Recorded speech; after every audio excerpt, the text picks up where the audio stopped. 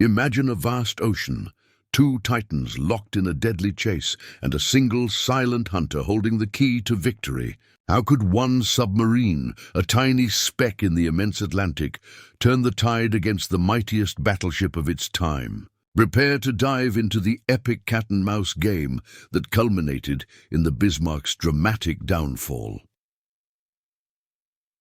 The maritime landscape of 1941 was steeped in existential anxiety for the British Empire. Following the fall of France, the United Kingdom stood isolated, its fate tethered precariously to the integrity of the North Atlantic sea lanes. These routes, stretching thousands of miles from the industrial heartlands of North America, were the very arteries through which the blood of the Allied war effort, oil, food, steel, and armaments, flowed. The constant attrition inflicted by Admiral Karl Dönitz's U-boat fleet was already a crippling concern. But the naval menace was about to ascend to a new, terrifying dimension, the threat of the surface raider. The Bismarck was not merely another warship. It was a psychological weapon. Launched in 1939 and commissioned in August 1940, the battleship was the culmination of Nazi Germany's ambition to challenge the global naval supremacy of the Royal Navy. Displacing over 50,000 tons fully loaded, the Bismarck was heavily armored, boasting a belt up to 320 millimeters thick, capable of absorbing enormous punishment. Its main armament, 8 massive 15-inch 380 millimeter guns, could devastate any Allied merchant ship and seriously challenge any but the largest British capital ships. The intelligence reports reaching the Admiralty painted a picture of an almost perfect predator. Fast, heavily protected, and overwhelmingly powerful, the Bismarck's very existence, even before firing a shot in anger, paralyzed shipping. The nightmare scenario envisioned by the Admiralty was the battleship breaking out into the open ocean, where it could avoid engagement with the British home fleet and unleash systematic destruction upon the vast, slow-moving convoys. A single ship of this power could sever the Atlantic lifeline, achieving a strategic victory that air or U-boat attacks alone could not guarantee. The German naval doctrine, known as Handelskrieg, commerce raiding, found its ultimate expression in this magnificent, menacing warship. The operational phase began with chilling swiftness. Under the command of Kapitän zur See Ernst Lindemann and overseen by Fleet Commander Admiral Günther Lütjens, the Bismarck, accompanied by the heavy cruiser Prinz Eugen, successfully executed Operation Rheinübung, Rhine exercise, in May 1941. Utilizing the concealment provided by the Norwegian fjords, the German task force slipped into the inhospitable waters of the Norwegian Sea, intent on traversing the Denmark Strait and gaining access to the wide Atlantic hunting grounds. British reconnaissance flights, flown often by RAF, Coastal Command aircraft in grueling conditions, finally confirmed the breakout. The confirmation of the Bismarck's location near Bergen sent shockwaves through the Admiralty war rooms in London. The response was immediate, unprecedented, and demanded total commitment. Admiral Sir John Tovey, Commander-in-Chief of the Home Fleet, issued the direct order. The Bismarck must be intercepted and sunk before it reached the convoys. The operation to neutralize this threat constituted the largest naval manhunt in history. Practically every available capital ship, cruiser, and destroyer was redirected. The battleships HMS Prince of Wales and HMS King George V, the battlecruiser HMS Hood, the pride of the Royal Navy, and the aircraft carrier HMS Victorious, along with dozens of escort vessels, were rushed into the vast arena of the North Atlantic. The chase was not merely a military necessity, it was a matter of national honor and survival. The Royal Navy was fully mobilized, understanding that the failure to sink the Bismarck would not only cost them control of the sea, but could break the morale of the entire Allied world. Despite the massive, sprawling commitment of the Royal Navy, the initial hunt was defined by agonizing confusion and strategic frustration. The search area was impossibly large, stretching from the frigid waters off Greenland to the open expanse of the mid-Atlantic. Poor weather marked by fog, driving snow, and low visibility around the Arctic Circle and the Denmark Strait severely hampered reconnaissance efforts. The tracking of the Bismarck became a chaotic relay race of signals and sightings. Initial contact was established by the cruisers HMS Suffolk and HMS Norfolk in the Denmark Strait, which shadow-tailed the German task force using radar. This shadowing led directly to the first tragic confrontation on May 24, 1941, where the Bismarck achieved its initial devastating success, the swift, brutal sink. Following the devastating exchange in the Denmark Strait on May 24, 1941, which saw the mighty HMS Hood instantly destroyed. The German task force, commanded by Admiral Günther Lütjens, achieved a massive psychological and tactical victory. However, the Bismarck had sustained critical damage from the few shells that struck it. Fired by the new battleship HMS Prince of Wales, the German behemoth was bleeding oil from a ruptured fuel tank and needed immediate repair. Lütjens made the pivotal decision. The Bismarck would abandon its commerce raiding mission and head for the relative safety of the port of Saint-Nazaire in occupied France. The pursuit initiated by the Royal Navy was relentless, led by the heavy cruisers HMS Suffolk and HMS Norfolk, which tracked the Bismarck primarily using newly installed radar systems. But Lütjens was a seasoned veteran, keenly aware of the limitations of early radar technology. The Bismarck executed a brilliant, calculated maneuver in the chaos of the ensuing chase. Taking advantage of a sudden burst of speed and heavy weather, Lütjens ordered the Bismarck to turn sharply back toward the British cruisers. This audacious counter-turn, executed under the cover of a smokescreen and with perfect timing, created a window of opportunity. The British cruisers, surprised and momentarily concerned about a counterattack, lost radar contact. Lütjens then reversed the Bismarck's course yet again, disappearing into the vast anonymity of the North Atlantic. For 31 agonizing hours, the ship that had sunk the Hood, the ultimate surface predator, vanished without a trace. It was a vanishing act of strategic genius that instantly nullified the overwhelming numerical advantage of the pursuing British fleet. The sudden, complete loss of the Bismarck's position sent shockwaves of anxiety and frustration throughout the Royal Navy. In the war rooms of the Admiralty, the atmosphere was thick with tension. Every hour the Bismarck remained unlocated translated directly into a geometric increase in the search area. The worst-case scenario, that the Bismarck would successfully reach the mid-Atlantic and turn south to rendezvous with supply ships and then begin its slaughter of the convoys, was terrifyingly plausible.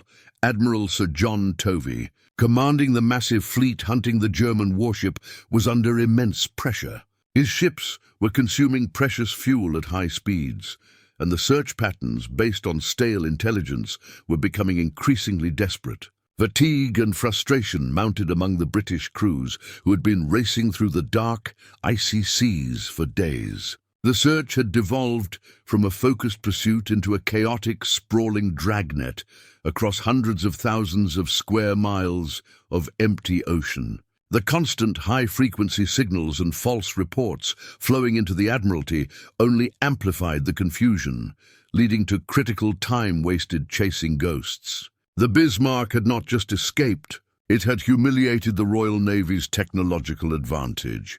The pressure intensified on Allied intelligence, particularly the codebreakers at Bletchley Park, to provide any scrap of information to pinpoint the battleship's new course. The intelligence efforts were scrambling to intercept and decipher high-grade German naval codes. But the Bismarck's radio discipline was impeccable. It maintained radio silence for fear of giving away its location. The solution, ironically, came not from a massive computational breakthrough, but from a fatal human error committed by the German command itself. Admiral Lutyens, confident in his escape and facing the long voyage to France, made the decision that sealed the Bismarck's fate. He briefly broke radio silence. Lutyens transmitted a long radio message back to headquarters in Germany, detailing the sinking of the Hood and confirming his intention to head for Saint-Nazaire. This transmission, though quickly ceased, was immediately intercepted and analyzed by British naval intelligence, specifically by the direction-finding DF stations. The DF operators used the signal to plot a rough, crucial bearing on the Bismarck's direction. Critically, a major error was made by the British Admiralty in processing this information. They incorrectly plotted while the massive surface fleets of the Royal Navy were consuming fuel in the chaotic, sprawling search patterns dictated by flawed intelligence. The most critical piece of the pursuit puzzle was about to be solved by the most unlikely of sources. A small, isolated German submarine operating hundreds of miles away.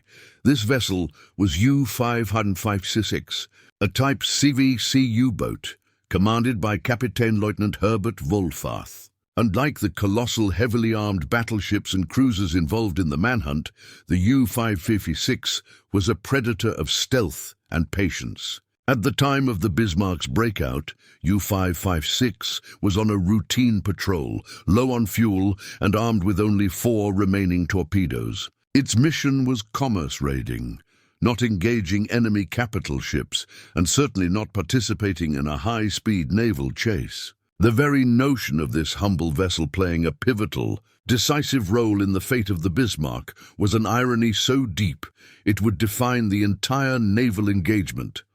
Wohlfarth and his crew, unaware of the precise magnitude of the Bismarck's disappearance, were operating near the perimeter of the area where the Bismarck had initially broken contact. Due to the shifting search patterns of the British fleet, U-556 found itself in an unexpectedly critical position. The Bismarck, steaming southeasterly towards Saint-Nazaire, was unknowingly crossing the patrol line that the submarine was ordered to maintain. All the massive technological assets of the Royal Navy, the radar, the aircraft, the battleships, had failed. But the persistent vigilance of one small U-boat, following its own routine orders, placed it directly in the path of the lost behemoth. The moment of contact, occurring on May 24, 1941, after the Bismarck had successfully shaken off the British pursuit, was entirely accidental and utterly surreal. Against the vast grey expanse of the North Atlantic, the lookout aboard the U-556 spotted a shape on the horizon that was impossibly large. As the submarine closed cautiously, the identity of the vessel became chillingly clear. It was the Bismarck, steaming alone, its superstructure towering over the ocean waves. Its enormous guns trained silently forward. The discovery was a monumental stroke of luck and vigilance. U-556 had re-established visual contact with the German flagship when the entire British home fleet had utterly lost it. The German submarine immediately recognized the desperate strategic situation. The massive battleship, damaged and vulnerable, was not only heading toward France, but was being shadowed. Wohlfarth quickly realized the Bismarck was being pursued by the very forces that the submarine had been sent to fight. The true significance of U-556's position became apparent when, moments later, the submarine's hydrophones picked up new, distinct signals, and the lookout spotted the approaching shapes of major Allied warships. The Bismarck, still unaware that it had been tactically compromised by its own strategic error, was being tracked by elements of the home fleet, which were now converging on the scene. Wohlfarth, witnessing the massive scale of the hunt closing in, knew he was the only vessel that could still alert the German command to the precise tactical danger. The irony of inability. The U-boat that couldn't attack Captain Lieutenant Wohlfarth faced an agonizing, ironic dilemma that would define his command. He was a U-boat captain.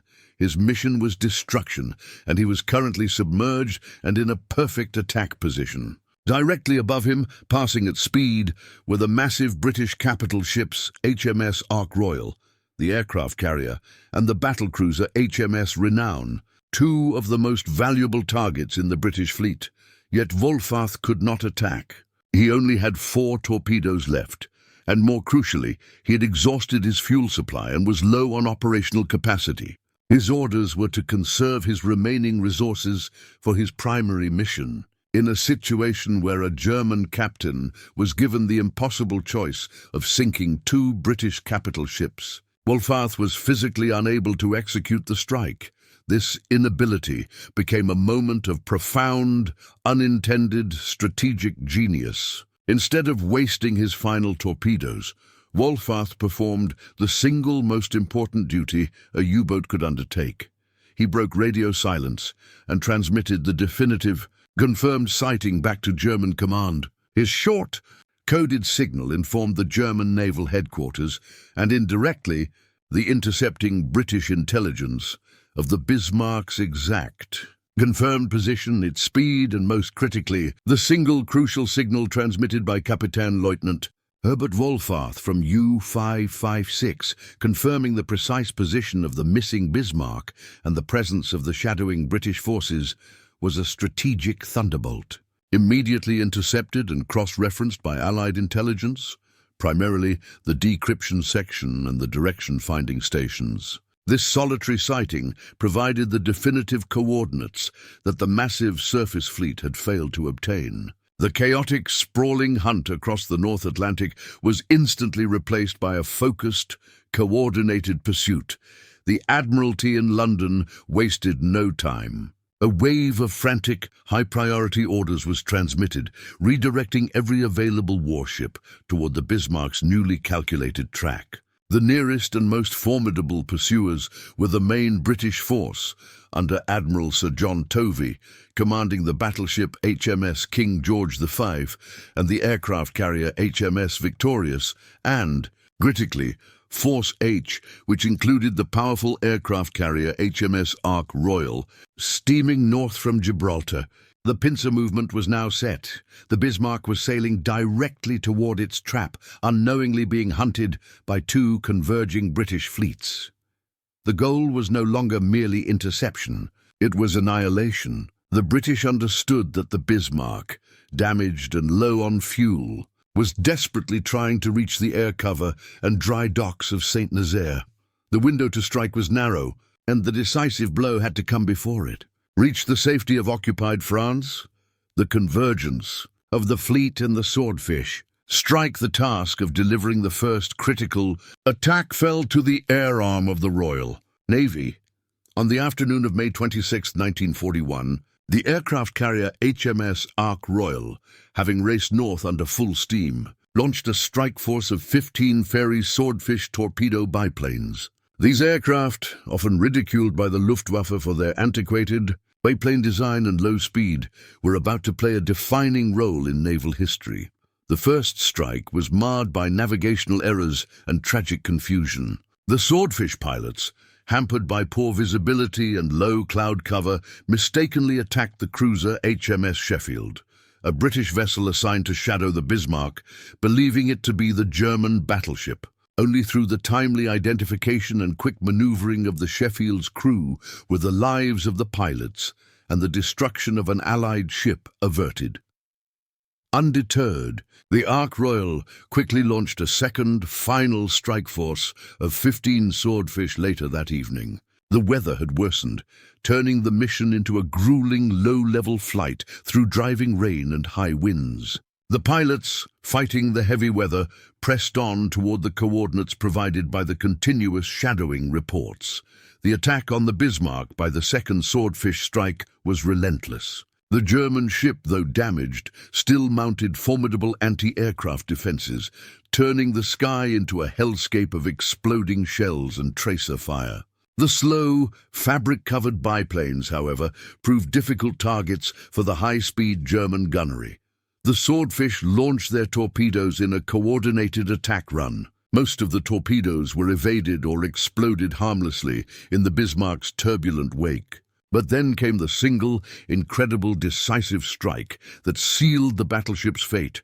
One single torpedo, a massive high-explosive projectile, slammed into the Bismarck's stern. The impact itself was severe, but the damage was catastrophic beyond measure.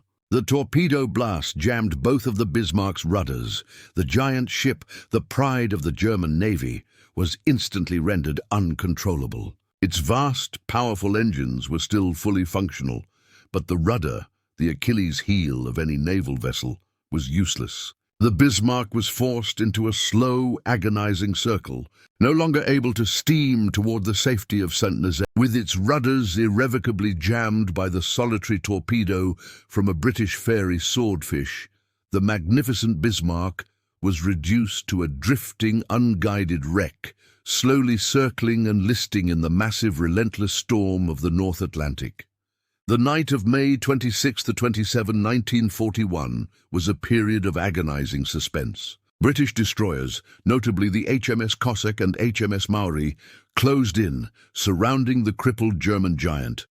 The destroyers endured a harrowing night, braving both the tempest and the Bismarck's immense, if now wildly inaccurate, main battery fire, maintaining a merciless vigil to ensure the battleship could not escape or receive rescue. The final, brutal act commenced at dawn on May 27th. The battleships HMS King George Thieve and HMS Rodney, along with the heavy cruisers HMS Norfolk and HMS Dorsetshire, arrived to deliver the execution. The Rodney, opening fire at 8:47 a.m., initiated a coordinated, systematic bombardment that was utterly overwhelming. The British ships closed to point-blank range, pouring hundreds of shells into the immobile target. The German crew, under the command of Captain Ernst Lindemann, fought with desperate, fierce courage, but the battle was a foregone conclusion. The immense shellfire obliterated the Bismarck's superstructure, silenced its massive guns, and turned the vessel into a burning, shattered hulk. Yet even after hours of direct, relentless punishment, the Bismarck's legendary armor belt held. The pride of the Kriegsmarine refused to sink. Recognizing the futility of further shelling and concerned about consuming unnecessary ammunition, the British cruisers were ordered to deliver the final coup de grace with torpedoes. At 10:40 a.m., after enduring a torrent of shells and several torpedoes from the Dorsetshire, the Bismarck finally capsized and plunged into the crushing depths of the Atlantic. Of its crew of over 2,200, only 114 survived. The threat was neutralized, and the immediate existential panic for the Allied supply lines was over. The triumph of the British home fleet was total, but the victory contained a crucial, enduring irony. The entire success hinged not on the technological superiority or strategic genius of the surface fleet, but on a single, improbable act of reconnaissance. The key to ending the Bismarck's reign of terror lay not in the massive firepower of the King George V, but in the low-frequency radio signal sent by U-556. When the U-556, commanded by Herbert Wolfarth, made its solitary, accidental sighting and transmitted its position report, the massive British fleet had been chasing a phantom for 31 agonizing hours. All the complex radar systems, all the long-range reconnaissance aircraft, and the massive naval resources had failed. The U-556's simple, verified report provided the necessary pinprick on the map, allowing the British to finally converge and launch the torpedo planes from the HMS Ark Royal that ultimately doomed the ship. The strategic reality is startling. A U-boat, designed by the Germans to hunt and destroy Allied vessels, provided the crucial intelligence that led directly to the destruction of Germany's greatest warship. It was a moment of tactical brilliance by Wolfarth, overshadowed by the larger narrative of the destruction, but one that naval historians universally recognize as the decisive turning point of the chase. The single submarine's pivotal sighting overcame staggering odds and solved the most urgent strategic problem faced by the Admiralty. The pursuit and destruction of the Bismarck had a profound and lasting impact on naval warfare and historical perception. Firstly, it confirmed the supremacy of the aircraft carrier in modern naval strategy. While battleships delivered the killing blow, it was the fragile biplane torpedo bombers, the fairy swordfish, that delivered the fatal, crippling strike to the rudder. The vulnerability of even the most heavily armored battleship to air-launched torpedoes redefined the doctrine of surface warfare for all navies, accelerating the obsolescence of the battleship as the primary capital ship. Secondly, the chase highlighted the critical need for long-range aerial reconnaissance and integrated intelligence in naval operations. The failure of the surface fleet to maintain contact with the Bismarck for over a day underscored the reliance on air power. Finally, the sinking of the Bismarck served as a massive propaganda and morale victory for the Allies, signaling that the German surface fleet, for all its power, could be defeated. The spectacle of the entire British fleet, mobilizing to hunt down one ship, underscored the terror the Bismarck embodied, but its ultimate destruction served as a massive psychological boost, reaffirming the Royal Navy's dominion over the Atlantic. The legacy of the hunt is a potent mix of immense power, strategic ingenuity, human endurance, and the profound, often overlooked, impact of a single crucial sighting made by a vessel that should have been fighting on the opposite side.